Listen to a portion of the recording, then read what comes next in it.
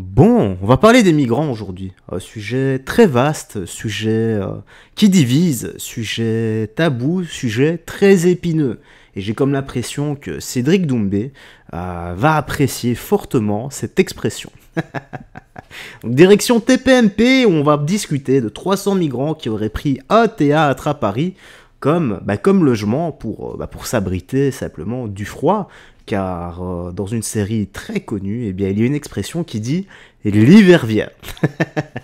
Allez, let's go, nous sommes partis, mais avant ça, n'oublie pas, petit like et commentaire pour le soutien, la force et le référencement. Allons-y, écoutons ça. Maintenant, trêve de bavardage. Malheureusement, dans un coup de gueule contre les autorités qui, une fois encore, ne bougent pas, il y a 300 jeunes migrants qui ont envahi un théâtre Théâtre de la Gaîté. Jeunes Théâtre mineurs. de la Gaîté qui risque de faire faillite si ça continue. Il y a un théâtre exceptionnel, c'est un magnifique théâtre. Magnifique théâtre. C'est vraiment un de nos patrimoines. Exactement. Voilà, il y a 60 salariés. Il fait partie de notre patrimoine. Oh, c'est bon là, top. Oh. J'ai rien dit, moi. Voilà. Top. Et il y a 60 salariés qui vont très certainement se retrouver au chômage, puis ça va fermer parce que les gens n'y vont plus, parce que c'est très dangereux, on est obligé d'enjamber des salles de couchage, etc. Bah oui. Ils essaient de maintenir l'activité, mais ils sont à deux doigts du dépôt de bilan parce qu'on les vire pas. Mais les mecs, il y a un théâtre. Vous savez que c'est en ce moment que les théâtres font le plein. Bah, bien sûr, c'est pas en mai, juin, juillet qu'ils vont faire le plein. Et donc là, il y a des mecs qui laissent tranquille, ils vont encore faire mourir des mecs, voilà, qui vont crever parce que leur théâtre va fermer. Ils l'ont dit. Non, si les ça mecs qui continue, vont mourir, c'est les mineurs si vous les laissez dehors. Non, mais dites pas de conneries. Bien sûr que si, c'est l'hiver. Pensez d'abord. C'est l'hiver. Il y a 3500 sans-abri à Paris. Et je coupe 2 secondes.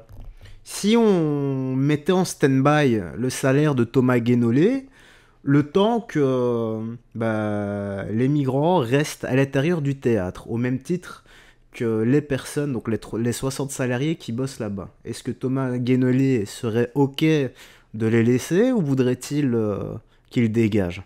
Je ne sais pas, moi c'est juste la question que je me pose. Vous faites chier tout le monde, merci. Ok. Regardez, vous emmerdez tout le monde. Il n'empêche. Vous faites chier tout le monde.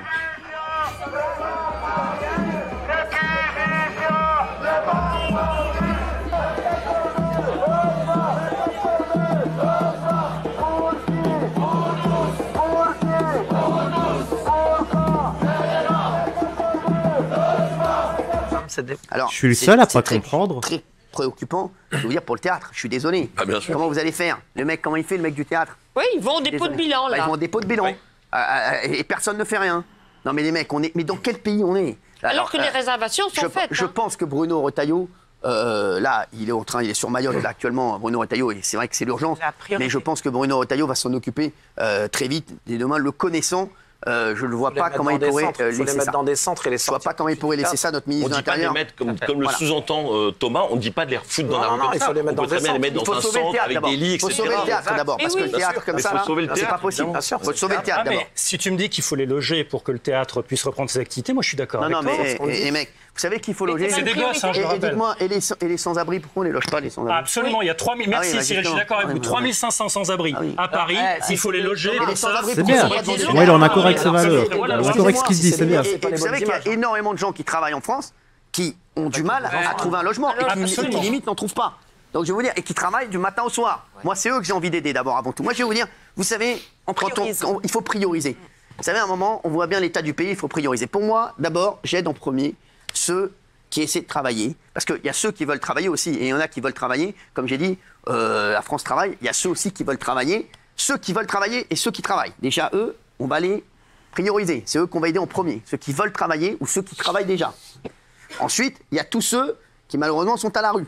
Et qu'il y en a énormément qu'il faut aider. Voilà. Mais les mecs, à un moment, il faut prioriser. Moi, pour moi, personnellement, je vous dis la vérité, peut-être qu'après, je dis une bêtise. Pour moi, je préfère aider des Français qui sont dans une détresse incroyable, et on l'a cité ici, il y en a plein, il y a tous les métiers, plutôt que de donner 3 milliards à l'Ukraine. Après, peut-être que je suis un débile. Excusez-moi.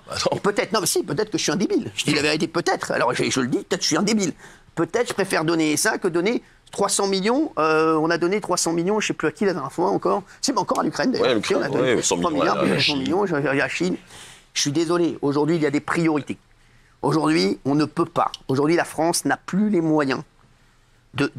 Aujourd'hui, on ne peut pas. C'est ça, vous comprenez rien. Vous n'êtes pas, excusez-moi, vous n'êtes pas chef d'entreprise. Et on le voit dans votre discours. Et c'est le problème. C'est le problème aujourd'hui. On ne peut pas. Et je pense que Bruno Retailleau, qui est, pour moi, franchement, ça fait longtemps que je n'ai pas vu un homme politique comme ça, je le dis franchement. Voilà, je trouve que c'est un truc de fou, c'est incroyable. Ce qu'il fait, j'espère qu'il va rester déjà ministre de l'Intérieur, mais j'espère qu'il va s'occuper de ça parce que c'est pas possible. Aujourd'hui, vous savez, je vous mettez à la place de tous les gens qui travaillent dans le théâtre. Vous savez comment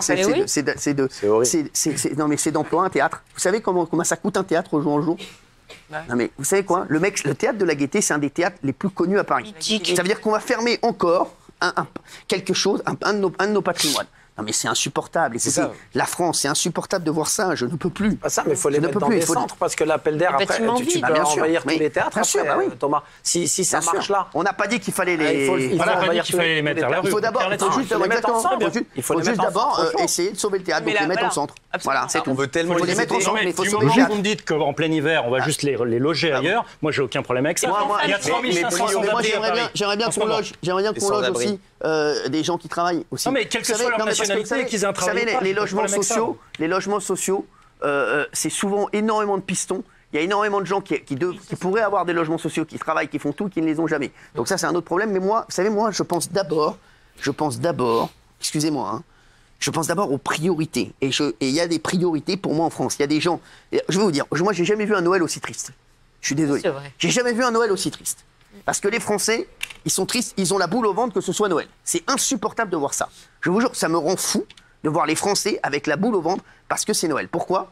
Parce qu'ils ont peur de ne pas être à la hauteur pour Noël. Ça les envoie, ils se disent, on va se mettre dans le rouge pour Noël, alors que ça doit être toujours un moment de joie Noël. Ça devient un Noël avec la boule au ventre. C'est insupportable.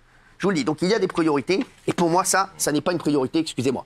Ce qui est la priorité, c'est le théâtre d'abord, et après on verra. Mais ça n'est pas la priorité. La priorité pour l'instant, c'est d'aider ceux qui veulent travailler et ceux qui travaillent et qui ne s'en sortent pas et qui se disent, on va passer Noël la boule au ventre. Ça, pour moi, c'est la priorité pour les Français. Voilà, c'est tout. Le reste, on verra après. Vous savez, on n'a pas les moyens aujourd'hui d'aider tout le monde. Exactement. Malheureusement. On va en parler dans un instant. On va continuer à en parler. À tout de suite.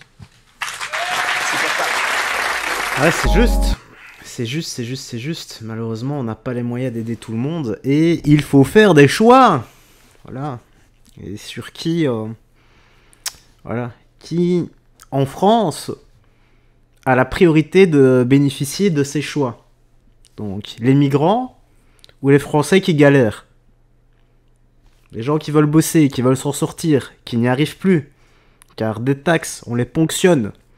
On ponctionne pour donner à une caste de personnes qui ne produisent pas de valeur et qui sont simplement des parasites. La différence entre, je leur dis à chaque fois les gars, je ne peux pas travailler, donc si tu es une personne handicapée, trop âgée, que tu as des soucis, peu importe, voilà, je ne peux pas travailler, voilà, et je ne veux pas travailler, voilà. Une personne au chômage, bien sûr que tu dois l'aider à partir du moment où cette personne cherche du boulot. C'est normal, peu importe le temps que ça prend. Tu vois, bon, je dis pas que ça doit prendre non plus, ça peut pas prendre 10 ans, hein, mais quelques mois, ça peut arriver à tous, les gars, de perdre un job et d'essayer de se retourner. Et de toute façon, la personne qui est au chômage depuis quelques mois et qui a bossé avant et a donc cotisé pour tout ça également. Mais c'est ça le problème. C'est en Europe, on nous prend tellement sur notre salaire pour nous offrir une pension misérable, alors qu'on pourrait investir par nous-mêmes. Mais non, l'Europe ne veut pas. En gros, ils nous prennent pour des gamins, vous êtes trop bêtes, on va vous taxer énormément sur votre salaire, comme ça, arrivé à votre pension, eh bien, on vous donnera nous-mêmes une partie de ce que vous avez cotisé, une simple petite partie tout simplement. Voilà, bah c'est les élites qui en profitent, pas nous les gars.